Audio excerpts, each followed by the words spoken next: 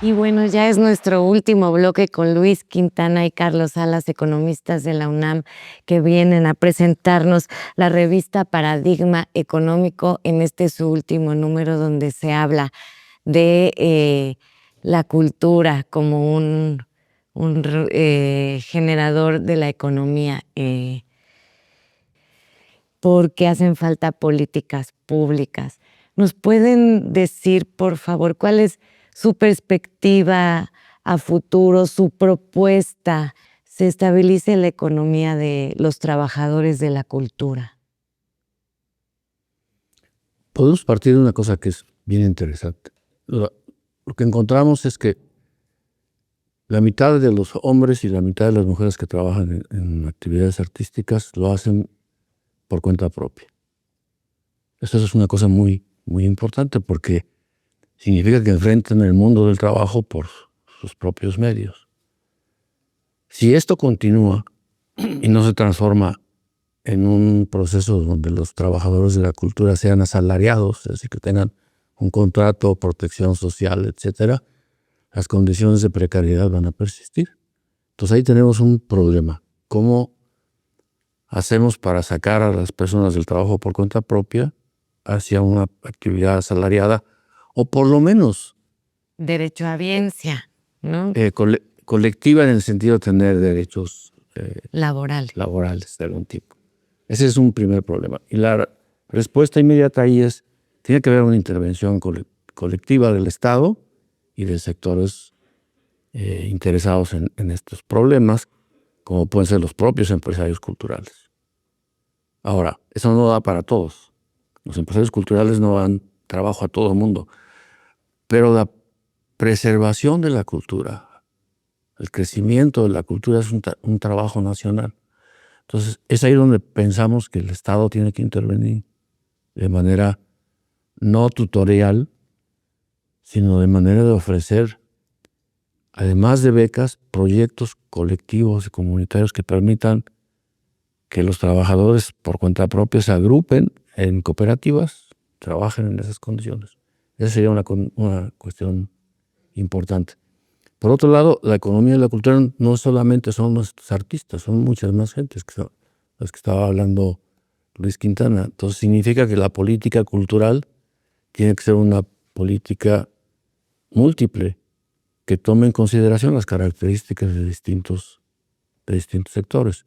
La parte creativa de esta economía involucra arquitectos, ingenieros, profesores, etcétera, que tienen necesidades de otro tipo y para los cuales la política es diferente a lo que sería para la parte artística.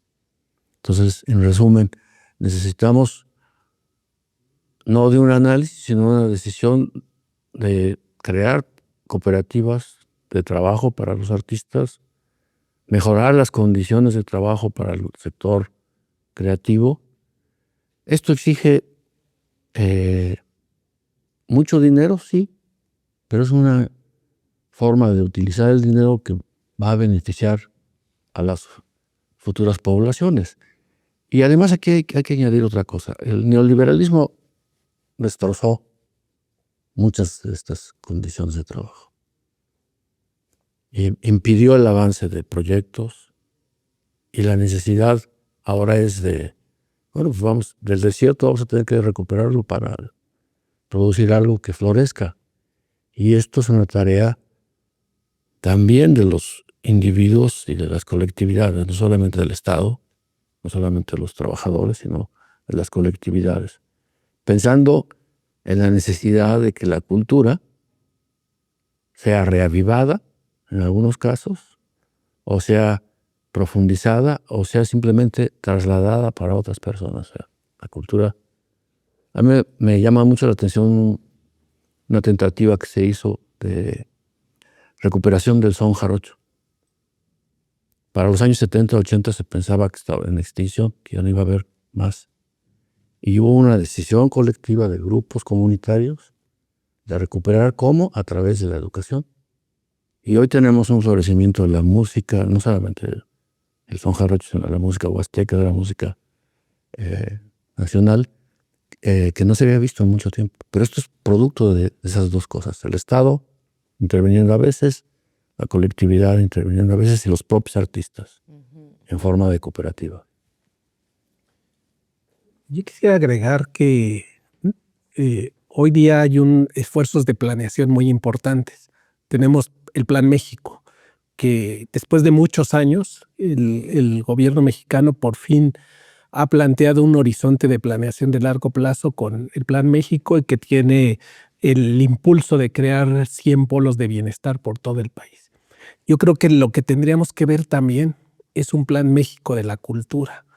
Es decir, que la cultura tenga el mismo peso que se le está dando al resto de los sectores económicos y que tengamos también la posibilidad de generar 100 polos de bienestar culturales para el país, que serían muy importantes.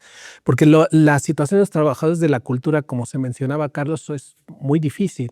Para dar un ejemplo, uno de los principales fondos que tiene el Estado para apoyar la cultura son las becas que se les dan a los trabajadores de la cultura. Si las comparamos con las que recibimos los investigadores, la diferencia es brutal.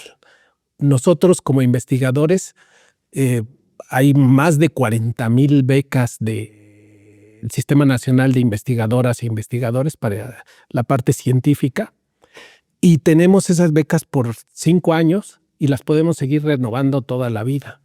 Un trabajador de la cultura son mucho a menos esas becas, la recibe y la tienen que dejar a los 2 años. Entonces creo que las condiciones de la parte científica deben igualarse a las condiciones de la parte cultural del país.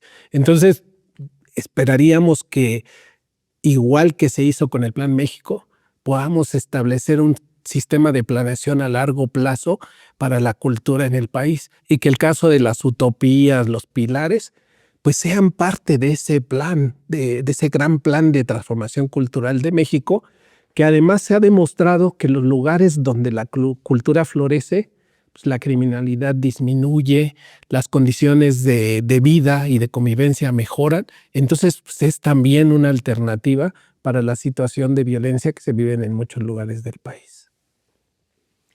Pues muchas gracias, qué interesante. Y bueno, para concluir, cuéntenos dónde podemos adquirir el último número de la revista para poder abordar los artículos. Muy bien, la revista Paradigma Económica es una revista que ya tiene varios años. Está dirigida por el profesor Leobardo de Jesús, docente de la Facultad de Economía en la Universidad Autónoma del Estado de México, y simplemente con que ustedes pongan en su buscador Paradigma Económico, Universidad Autónoma del Estado de México, les va a aparecer ahí la información del último número, se puede descargar gratuitamente y ahí pueden entrar con mayor detalle a los trabajos que se escribieron sobre economía de la cultura y de los cuales hemos estado hablando aquí.